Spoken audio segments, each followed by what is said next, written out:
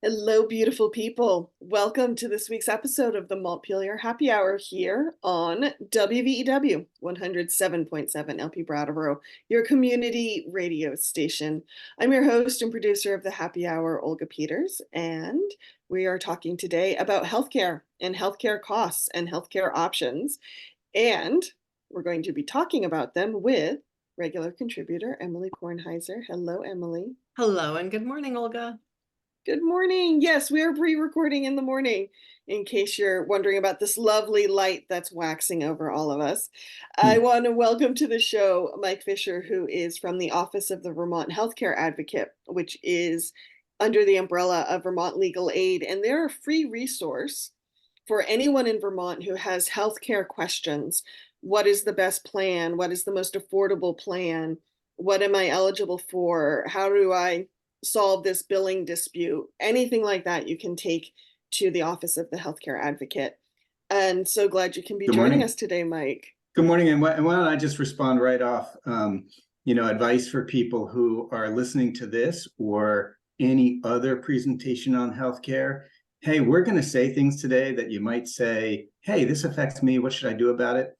My general message is don't take advice about your own personal situation from somebody on Facebook or on a show. You got to call somebody who can walk through the situation for you.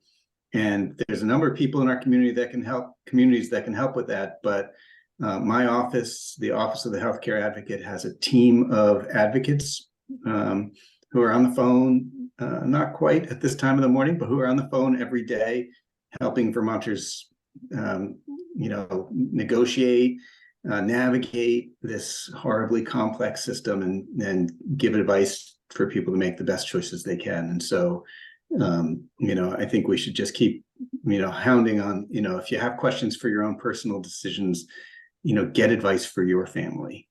And I'll just say the Office of the Healthcare Advocate is a free resource.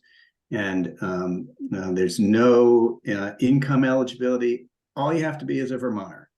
And even that we stretch sometimes. There are Vermonters who are away at school, for instance. And so, 800-917-7787 is our phone number. And, if you have questions, if you have things that are not quite working, feel free to give us a call.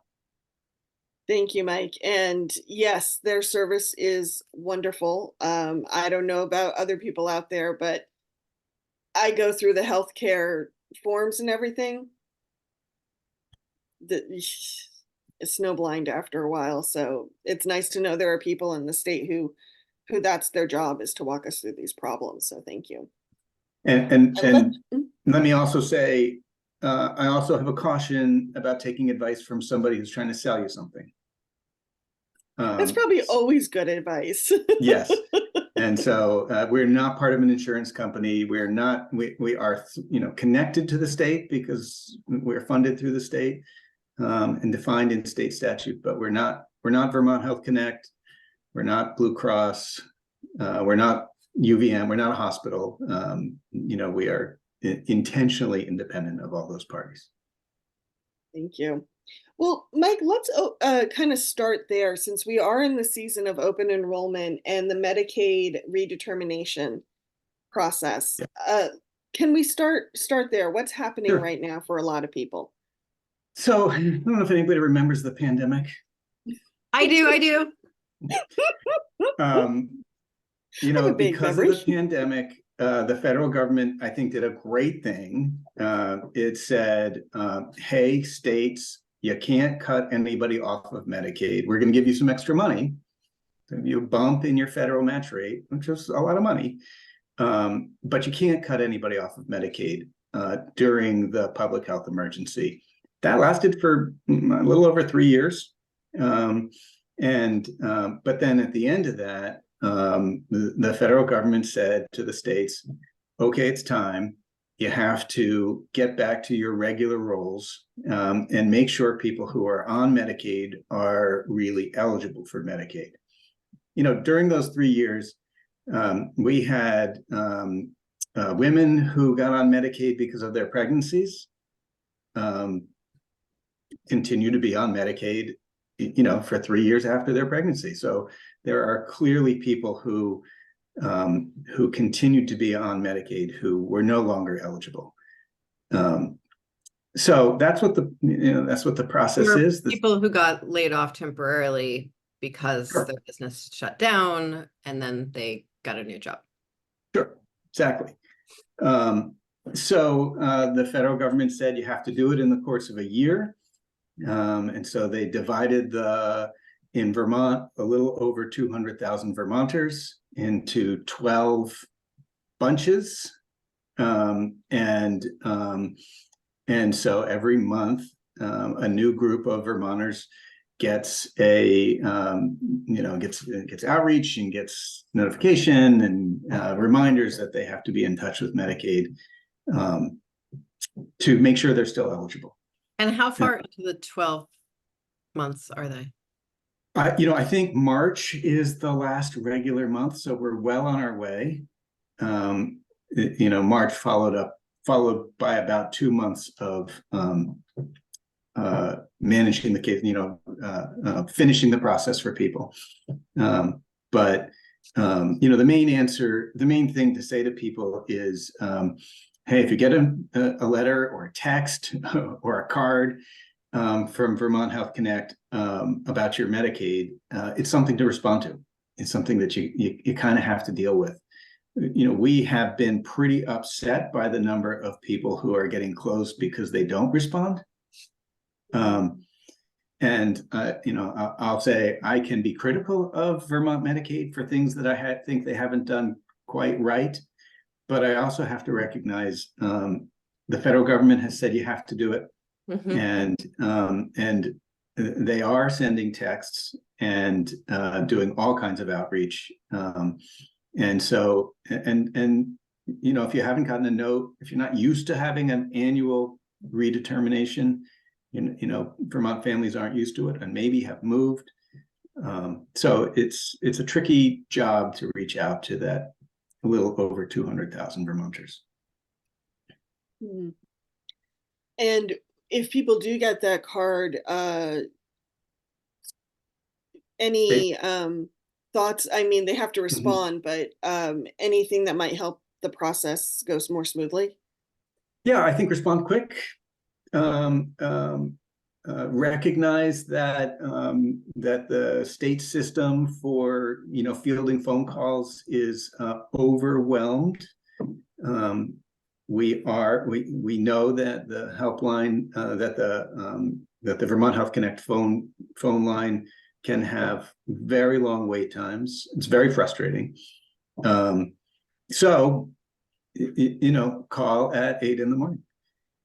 If you don't want to wait a long time. If you wait till 3 p.m. on a Friday, you're going to be on hold for an hour. Little known state government secret: state employees work from 7:45 a.m. to 4:30 p.m. I don't know why. It's kind of ridiculous for the actual humans who have to do it. But it does mean that services are available at 8 a.m. if that's what you're looking for. So definitely asking people to attempt to negotiate the system on their own, make the phone calls and respond, with what's needed. If something doesn't go right, if you feel like the state is not responsive or is getting something wrong or there's something messed up about your case, we are also a resource for that. And so, if you need to be pointed in a good direction on it, or you need some assistance because of something that's messed up, and things do get messed up, let's be clear. I'm going to give that same number again, 800-917-7787. You can also look us up online, and we have an online help tool, so you can also write it down to us. We're trying to help people through the system. And so let's say someone is not eligible for Medicaid anymore. And so they now are going to try to find insurance in the marketplace. What does that look like for them this year? So There's overlapping issues because we are also in open enrollment. But aside from the regular open enrollment period that we're in, somebody who loses their Medicaid because they become ineligible at any time of year gets a special enrollment period for them and their family. And so, and Mike, that's true anytime anyone loses insurance, right? It's not just losing Medicaid. It's like if you lost a job or. That's right. That's right. Or you lost your insurance because of a divorce, yep. or a move, or you turned 26 and had to come off of your parents' plan, or anything like that. It's the same system here in Vermont. Vermont Health Connect does both Medicaid and the private insurance companies through the exchange. If a family finds there are really substantial supports for people. I'll just say it again, really substantial supports. I think, don't panic. There are, both federal tax credits and state and federal cost sharing subsidies to help people who are, low income, but just above Medicaid. So, Mike, I was recently sort of like wondering about the idea of buying a new car or a used car, just like a car that was new to me. And one of my colleagues had just gotten a new car and is very involved in the transportation industry and transportation policy, and told me about like this just remarkable way they were able to stack tax credits and make their car be a reasonable price. And I just like was kind of overwhelmed at that idea and wanted to crawl under the table, even though, I'm hypothetically a tax credit aficionado. And so when someone is buying insurance, like, how do you figure out the difference between like the scary number that I read about in the paper and how much things will actually cost me? So on Vermont Health Connect, there are tools that you plug in to to estimate your income, and your family size hopefully is not an estimate. But the wild card in this calculation, different than a car, the wild card in this calculation is how much healthcare are you expected, do you think you might need in the next year? Now, if you are 28, and you're fit and you're healthy and you don't have ongoing problems, it's not unreasonable to say, hey, I don't think I'm going to go to I should go to the primary care doc. I should get a checkup, but I don't expect to need much more than that. This is the wild card, Emily, the hardest thing for people to really figure out, because as we all know, you can step off a curb, you can sprain you can have an accident, or you can get a bad diagnosis at any time of your life. And so this question about, sort of generally, do I want to pay more in premiums and have to pay less in out-of-pocket costs if I need care? Or do I want to pay less in premiums and have more exposure, more potential out-of-pocket costs if I need care? That is the wild card in that calculation. And the whole like out-of-pocket costs versus deductible versus copay, how does that sort of fit into when we see that our rates are increasing? Like, how does that all fit together? Well, I use the term out-of-pocket costs to group together deductible and copay and coinsurance. There are three different versions at the end of the. Wait, what's coinsurance? At the end of the day, it is all money coming out of your pocket when you get care, not when you pay your monthly premium bill. A deductible is an amount that you pay before you get coverage. It can be, $700 or $500 or $15,000. It can be a lot of money. And copay is sort of a fixed amount that you expect to pay. I'm going to pay $20 when I go to the primary care doc kind of payment. And coinsurance, I think, is is less common in these plans, but it is sort of a percentage of the care above the deductible that you're going to continue to need to pay. The best example of something that's like a co-insurance is in Medicare, where and Medicare is for older and disabled Vermonters, Americans, Vermonters, people who are over 65, or eligible for Medicare due to a disability. Generally, Medicare pays 80% of the cost of care, and 20% ongoing with no maximum is out-of-pocket cost. So for people who think, everything's great, I'm on Medicare, I don't have to worry anymore. Medicare only covers it. Right. We all still have to worry every day. So you still need to buy, people still need to buy, if they can afford, a supplemental plan. And is Medicaid ever a supplemental plan to Medicare? Well, sure. In fact, for people who are poor enough, and I maybe this is an opportunity for me to recognize, people think you say the word Medicaid and it covers sort of, I know what I'm talking about. There's one program for Medicaid. Not so. There are many, many complicated different programs that we call Medicaid. And, people might know the difference between Dr. Dinosaur versus, what we generally call Medicaid. I'll say Medicaid for children and adults, MCA Medicaid. So that's we say here in Vermont that your family can have much more income and still get coverage for kids and pregnant people than the income eligibility for for families. And I wonder if I can give you a number, so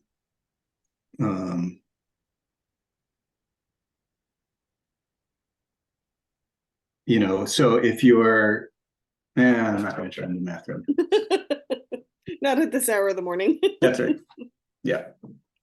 But the starkest difference that I think most people don't know is that the Medicaid program for people on Medicare, that is called MABD, Medicaid for the Aged, Blind, and Disabled, we've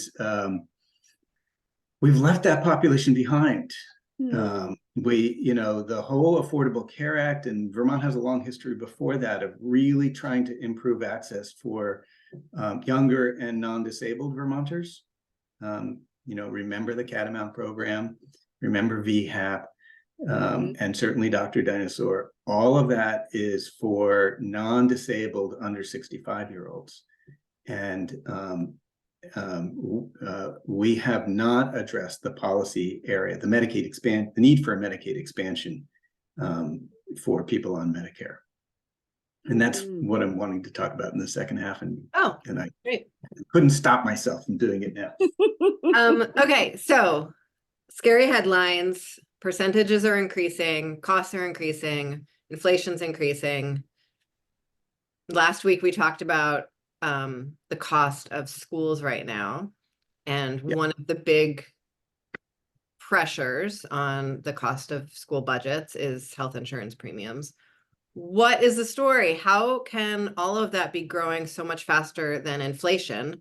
We know that a lot of inflation, like food cost inflation, is actually corporate price gouging and not like natural growth in the magic economy. So what is the story? So, I think that most people want to sort of tell the story of the big bad boogeyman of insurance executives. If we were talking about some national actors, some for-profit actors, I would join quickly in that profit taking.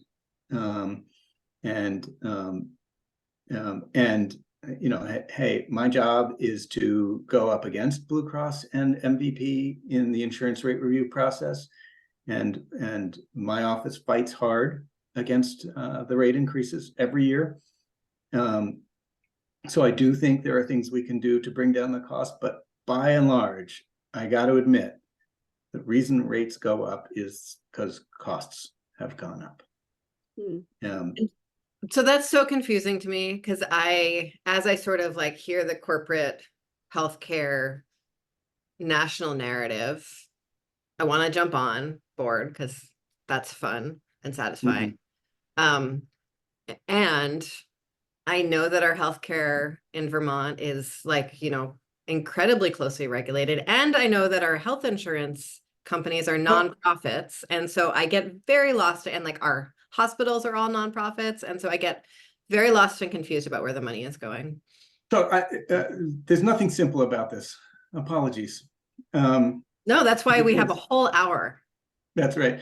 You know, so it's true that, you know, Blue Cross and MVP are nonprofits.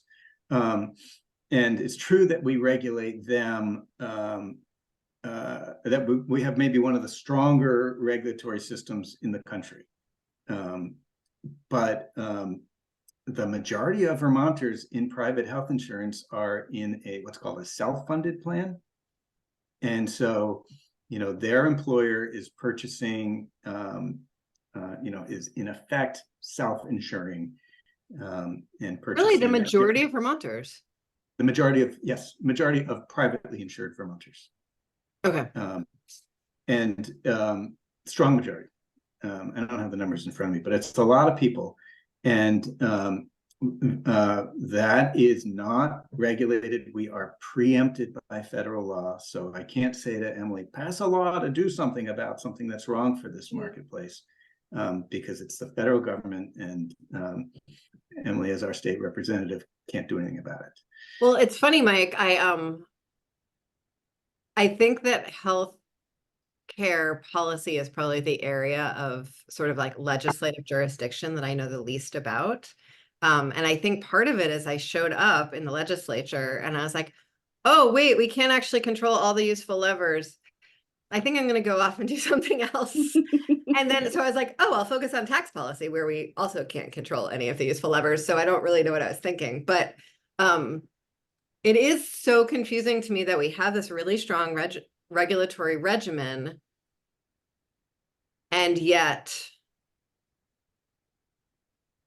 we are where we are. And it seems, you know, now that I am the chair of Ways and Means, in fact, I do have a healthcare oversight role. Turns out there's a committee called the Joint Healthcare Oversight Committee, HROC, Health Reform Oversight Committee, HROC, which it turns out I'm on, and we had a meeting this fall for the first time in a while. And I was very struck by how much faster our healthcare costs are going up than it seems like the national norm. One of my colleagues asked a question that is where I'd been heading, which I wanted to just like write that all off to our aging population. And I was told that wasn't appropriate. And so like, still, Mike, what is the story? Yeah, it's pretty upsetting to look at the rate of growth in healthcare spending in Vermont compared to the rest of the country. And you know, it's hard for me to draw a simple conclusion other than you know, we have not been holding, in my opinion, we have not been holding healthcare providers' feet to the fire. And really saying, you know, hey, this is tough. These are tough decisions that you have to make. But somebody has to pay when costs go up.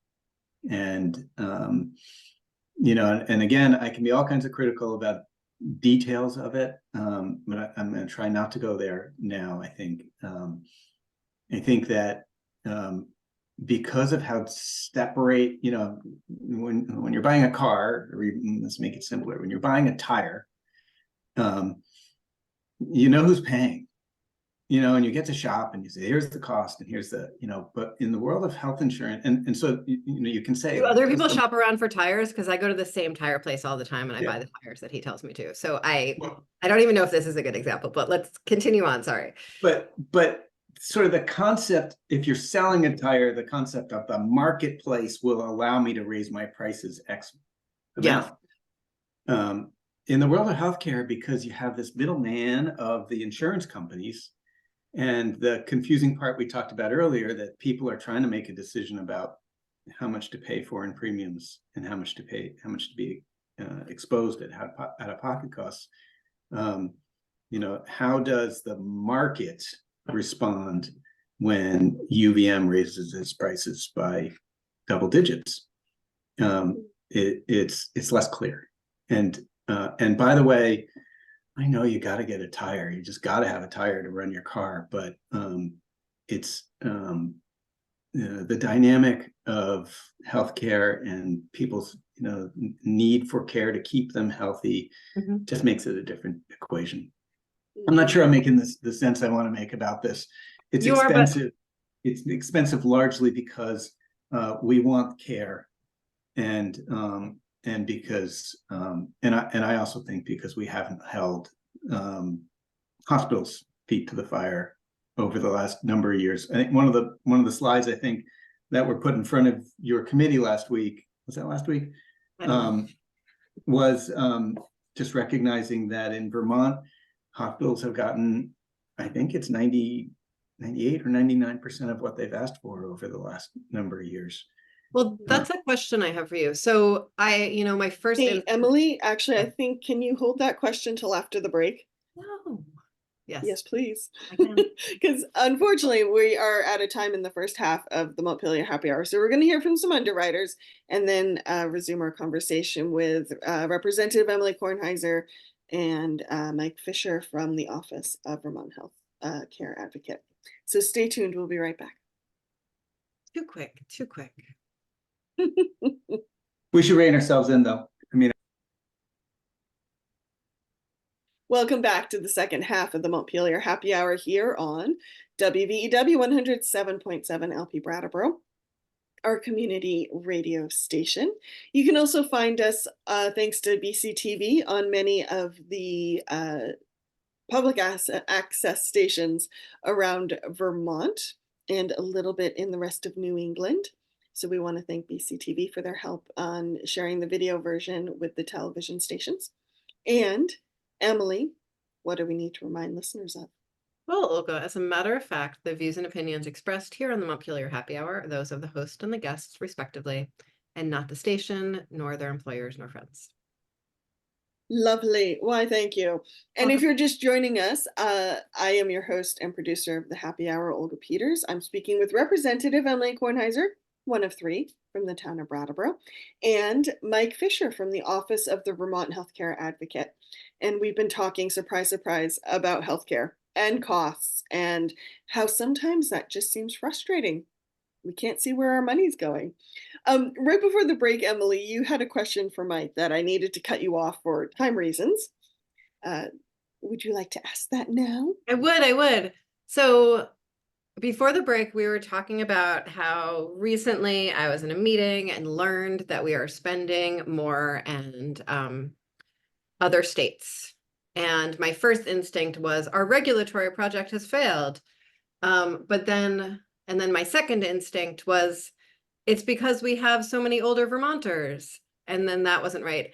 And now my third question is maybe it's not actually that we failed. Maybe it's actually we're failing less than other states because so many other states have shut down vast swaths of their healthcare system. And so I know out west, rural hospitals have shut down really across the board. And so access to care, which feels hard here in Vermont on the regular. My dad just moved here and has a lot of healthcare needs and has spent many months now attempting to even find a primary care doctor. But maybe it's actually that we are doing better on access because we are piecing together to keep our hospitals open. And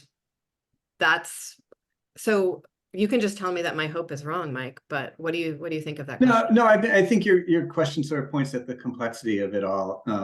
You're right. Vermont scores well on the quality of our healthcare system. and the health of Vermonters. Now, that's for a lot of reasons. Some of them, many of them cultural, but in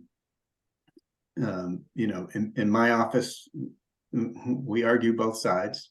People need access to the care they need, and the cost is too much. But I think this whole sort of theoretical conversation about how much it costs, and the kind of stuff you hear when you're in a legislative committee about healthcare costs, I think is a step too far away from regular people's experience for me. Mm-hmm. I think we often talk about in terms like people get the right care at the right time, and we in health policy, that things are better when people get the right care in the right place in the right time. But my experience is that more and more Vermonters are forced into making economic decisions, not healthcare decisions. So they go to their doc, and their doc says, "I think you really need this. You need this medicine, or you need this test, or you need imaging, or maybe you don't even go to the doc because you already have a bill." And that's where a major place where we feel like this system is falling apart for regular people. Mm-hmm. And that is, of course, a combination of cost and the systems of support we have for moderate and low-income people. Thank you for saying that, Mike. I think for I don't know if this is true for you or Emily. I know for me, a lot of stress around healthcare. It still feels like, despite getting the healthcare plan, and despite your premiums and everything like that, your copays, healthcare costs still feel unpredictable. Yep.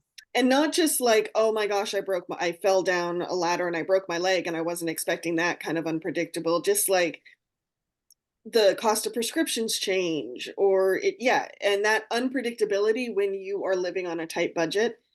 Yep. Yeah. It's really scary. Yep. Mm-hmm. It is really scary, and I mean, what we hear from people is that they love their doctor, that they appreciate the care they've gotten, that they think their provider, doctor, whatever needs to be paid, should be paid, and they also know they can't do it. That they have bills, or that they're afraid of the bills that will come, and that ends in many people saying, "I'm not going. I've got this going on. Maybe it'll get better."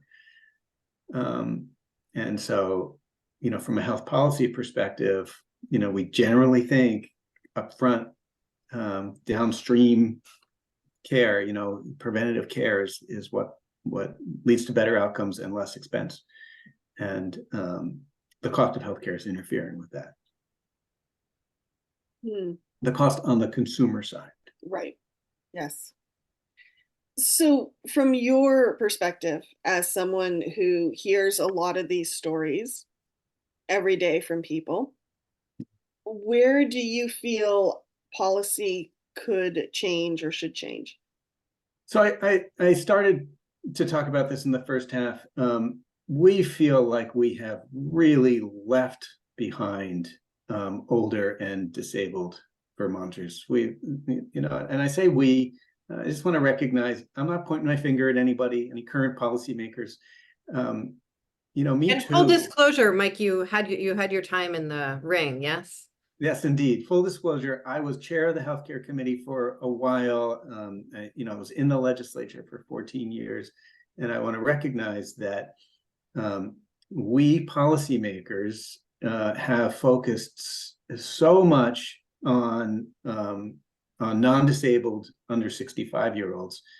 We still have more things we should do for them. I'm not suggesting in any way that we've achieved the right place in support for low-income younger Vermonters, but we have forgotten about older and disabled Vermonters.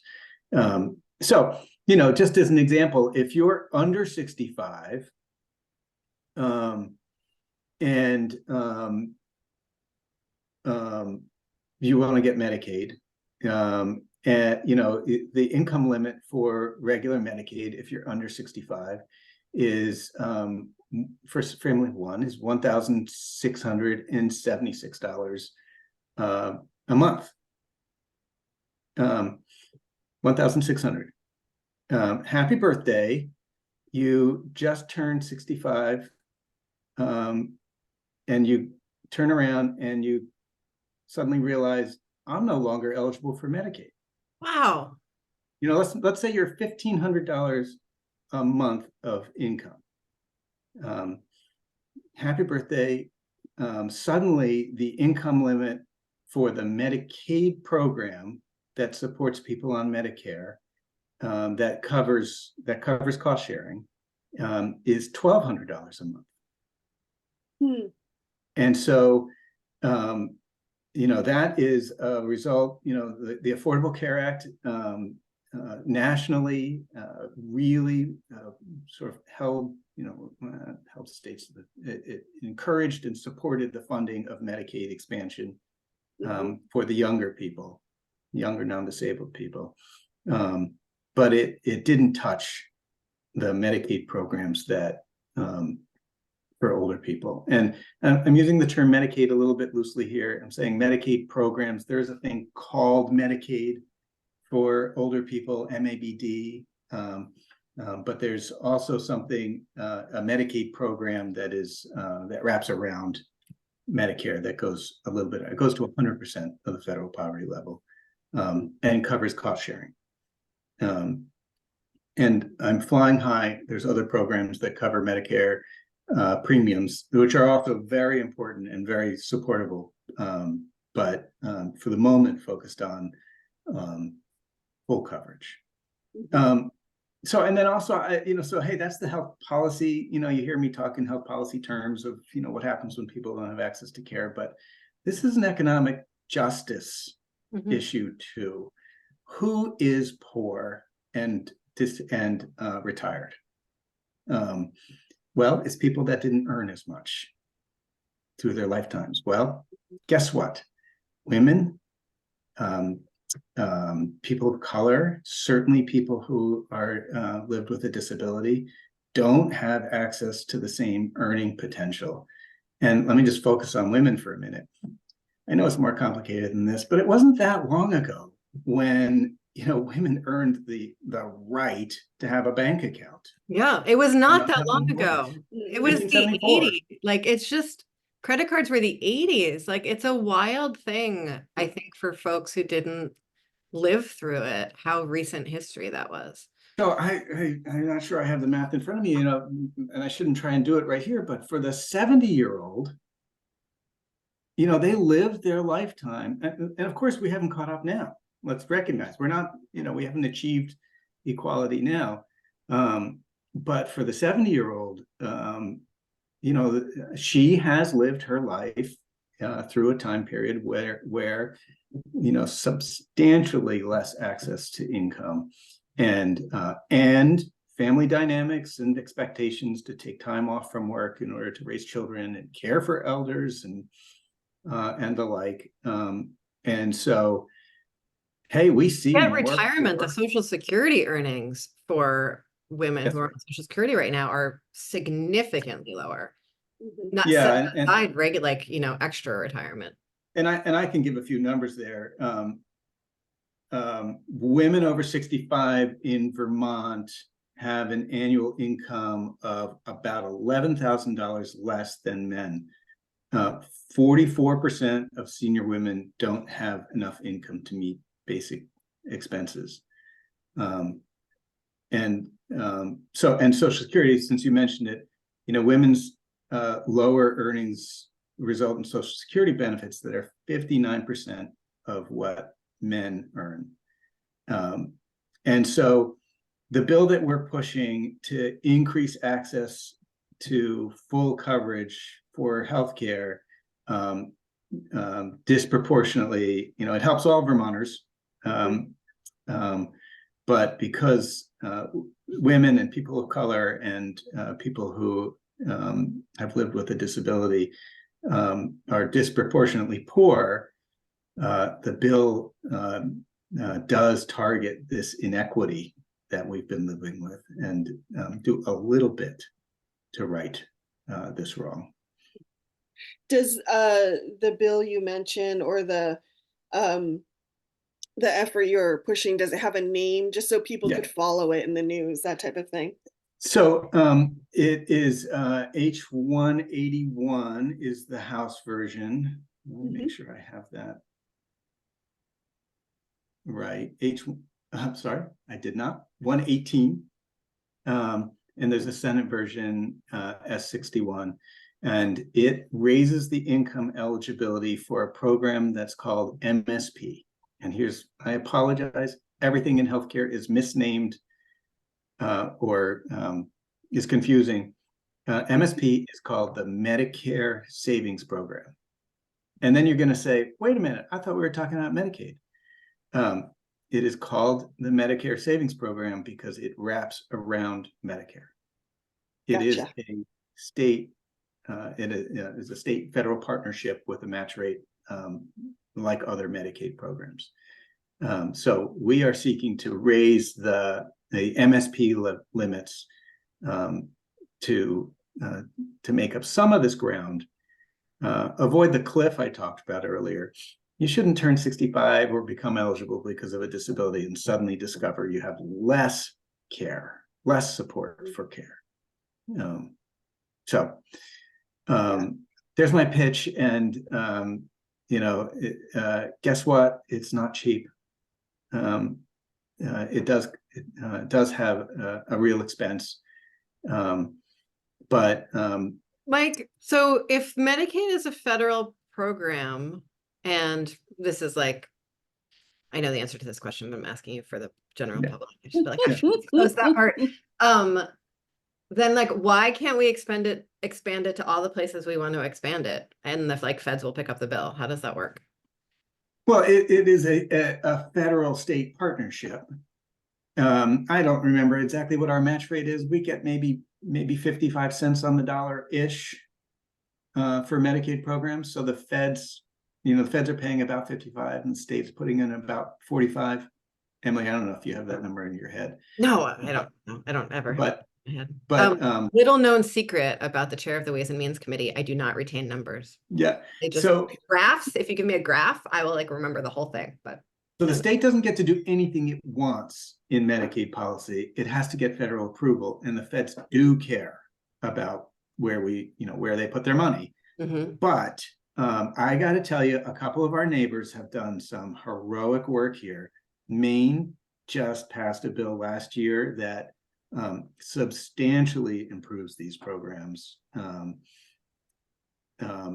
Maine is the other oldest state in the country, just for our listeners who are not mapping their demographics across their geography. And New York last year, or maybe it was the year before, did a substantial improvement here. Massachusetts, Connecticut have all are doing much better than us. So it's possible, in other words. Yes. So, and this is the tough thing that I get to say as an advocate to legislators. It does cost something, and it does have to do with where our priorities are. And I know that we don't have enough money to do everything we want to do. I know that, and fully recognize that. My job is to put forward things that I know that the legislature, that's challenging to do. By the way, we got to deal with housing and education and everything else. And I know it. I've been in those shoes before. Well, and we know that when we deal with housing and education, we actually even save healthcare costs down the line, right? Like the biggest, and vice versa.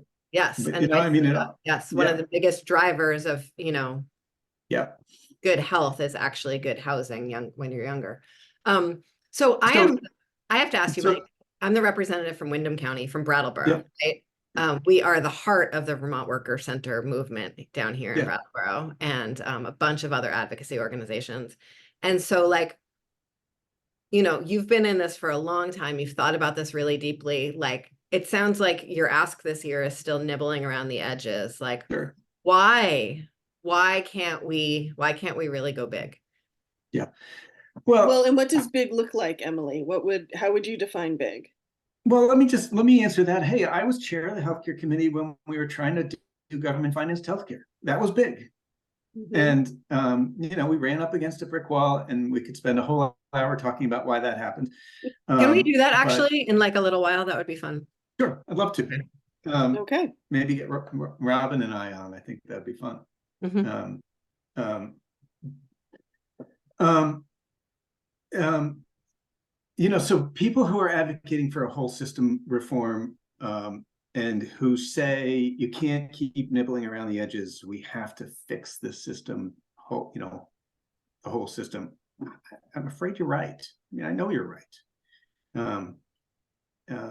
And I also, as a healthcare advocate, I also have to recognize the political realities. Who is our governor? What is our partnership with the feds? Nothing simple here. And so while I'll always be a supporter for, broad system, healthcare finance system reform, I also, have to take the steps that are in front of us. To the family we were talking about earlier, the $1,500 a month earner family, to her, the change that we're proposing is not minor. It is not nibbling around the edges. It's saving her life, quite literally. And so, Thank you. So, that's the push and pull that we always have to do in health policy, and in every policy. Sometimes we can't do everything we want to do. We should still be pointing at it. We should still be working towards it. We should still be offering proposals to go all the way. And we have to take the steps that are available to us today. How is that for answering the question? Thank you. I appreciate it. Yeah. I just want to say really briefly, recognize that this proposal to raise the MSP limits has a lot of broad support. The Vermont NEA, the Hospital Association, the Worker Center, Disability Rights, Blue Cross Blue Shield, by State Primary Care, and Alzheimer's Foundation. And I am sure I am leaving off a couple who are going to say, how come you didn't mention me? Because everyone the show, especially the last minute 52 of it. So I'm sure someone heard you leave off. Yeah, businesses for VBSR. We think we don't have the final okay, but we've been talking to Vermont Commission on Women. There's a lot of broad support for this proposal. We have just about 5 minutes left in the show. Are there any other proposals you're putting forward that you'd like to mention? Well, I'm gonna say I have a proposal that we've put forward that I think is not ready. Okay. But I want to mention it. I think it's 3 years ago, we put forward a proposal that the legislature passed, thank you, Emily, to create a state program for undocumented children and pregnancies. That program took a little while to get up and running. It is up and running, and doing some real good. We think we have some work to do to help it run better. But I have always felt like a next step, I understand why we do pregnancies in children first. But that leaves a whole group of non-pregnant adults who we're not giving access to care. And so we do have a bill that we've introduced to do just that. It sits on the wall in House Healthcare and in Senate Health and Welfare. To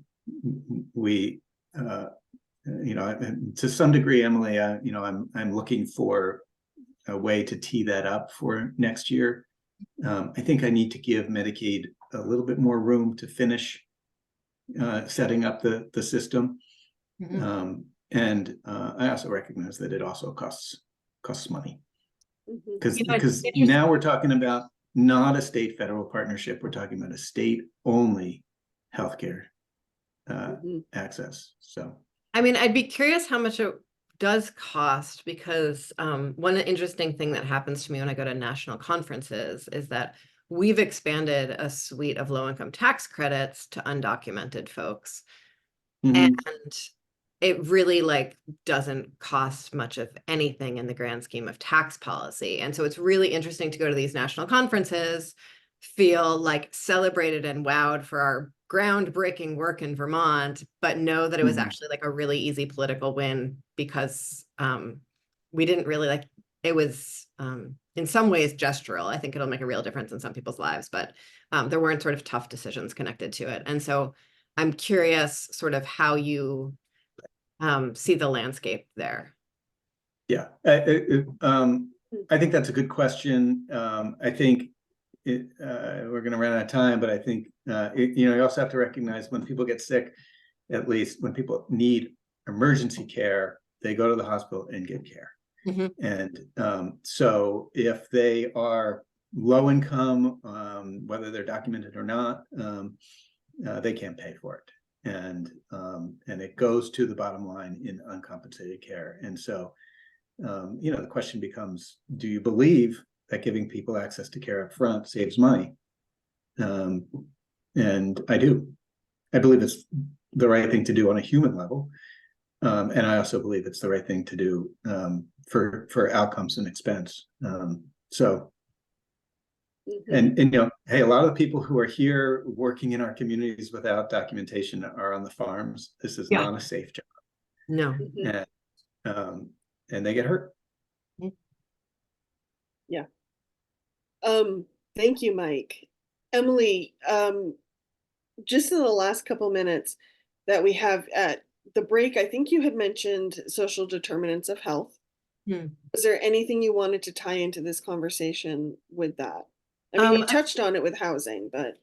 Yeah, I think it's sort of broadly understood that, and maybe not, but just want to sort of name really explicitly that the biggest driver of someone's health is not actually health care. Right. It is housing circumstance, education, income, and then that winds up being costs on the other, near the end of life. And so when we've been having conversations, especially about housing and how we pay for housing, there's a lot of emphasis around how Medicaid can fit into that, and how we sort of save money upstream in our healthcare system. And so just sort of wanted to like name that that's an interesting piece of this puzzle. Yeah, and I would join with you. It is one of my sort of nagging pet peeves is the wrong, that implies that it's small. My nagging frustrations. We know, healthcare 101, we know that what contributes to someone's health, to the health of the community, has little to do with what happens in the clinical setting. It has to do with all the things you mentioned, plus environment, plus I don't know if you mentioned access to good food. I did not. Yeah, and we know what it is, and yet we put all of our energy into figuring out what to do better in the clinical setting. And maybe I should say all of our energy, because I live in the world where we focus on that. But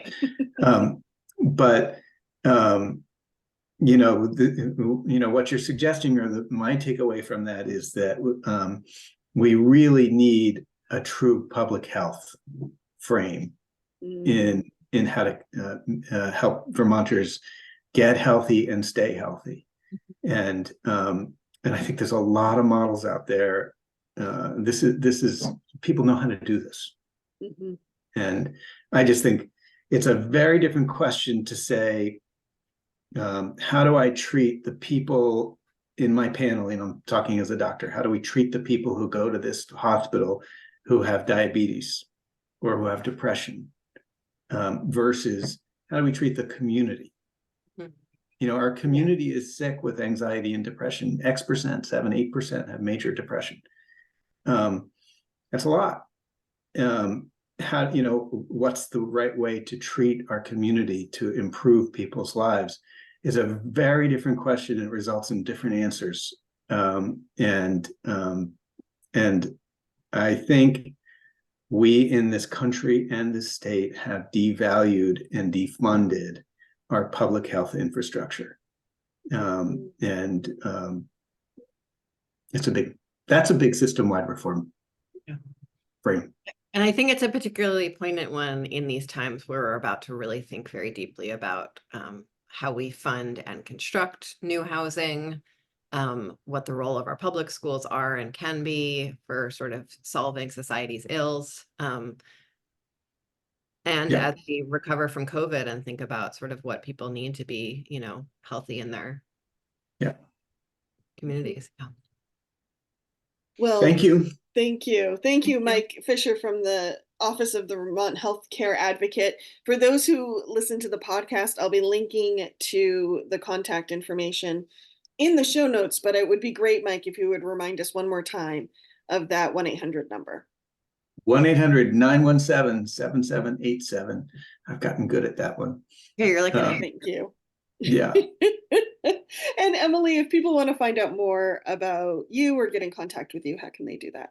Folks can go to emilykornheiser.org and you'll find links to all the ways to be in touch. I would also like to make a public service announcement that there are free COVID tests at the Brattleboro Library. And despite me saying this many times, none of my even friends seem to know this. So I just want to say it again. You don't need to buy them at Rite Aid. They are free at the library.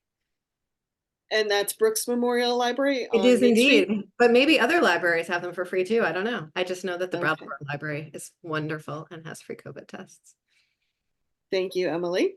Well, as always, the Montpelier Happy Hour is on WVEW 107.7 LP Brattleboro every Friday at 2 p.m. and rebroadcast on Wednesday morning. And you can also find us wherever you subscribe to your podcasts. So have a great weekend, everyone. Take care. Thank you. Thank you.